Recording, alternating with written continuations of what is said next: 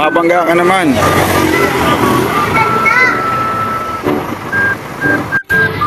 O idol, bakit naglalakad ka na lang? Ha? Ba't naglalakad ka na lang? Kasi ang tagal ng traffic ko. Naiinip na ako. Oo nga, Gusto ko na mag-swimming kasi maganda raw dagat yan dito sa province eh. Aba, habol-habol ka pa nga. Kasi dagat sa Manila. My God, I hate traffic. Oh, bakit naman hubad na hubad ka na ngayon? Ay, ang init ng bus. Wala palang aircon dito sa province na bus eh.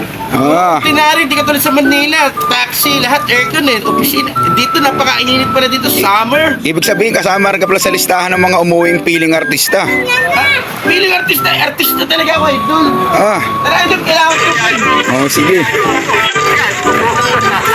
12 hours later. Oh, ganito pa rin isda dito sa probinsya, oh, no? Mukhang pating. So, ano na, idol? Kanduli. Kanduli. Magkano na, idol? Parang 160. Parang heto, no?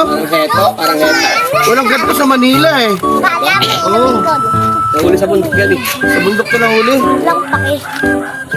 Ano, nilinisin mo to, idol? Oo. At parang pating to, idol. Baby shark daw yan, eh. Baby shark. Ganito daw pala yung kanduli, mga idol, oh. Ganito pala yun. Hindi ka sa kila, idol. Karin. Ano nito yan? Gata, pakasiyo. Gata, idol?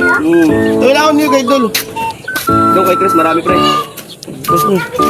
Kaya lang. Later. Huwag mong subukan. Masisira ang buhay mo. Ayun mga idol kasi kailangan natin mag-lotion sa sunblock eh. Sunblock tayo. Ganito talaga daw sa probinsya kailangan bago tayo lumubog para iwas sa sunburn.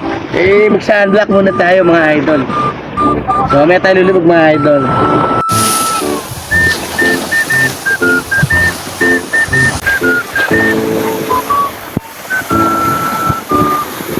Ma'am, anong ginagawa mo? Bakit ka po naghahagis ng buhangin sa dagat? Para walang salabay. Ma'am, ano po yung salabay, ma'am? Jellyfish. So, guys, yung pala English sa salabay. Dito, salabay daw. Jellyfish yung pala yun. Ma'am, delikado po ba yung jellyfish, ma'am? Oo, syempre. Ano?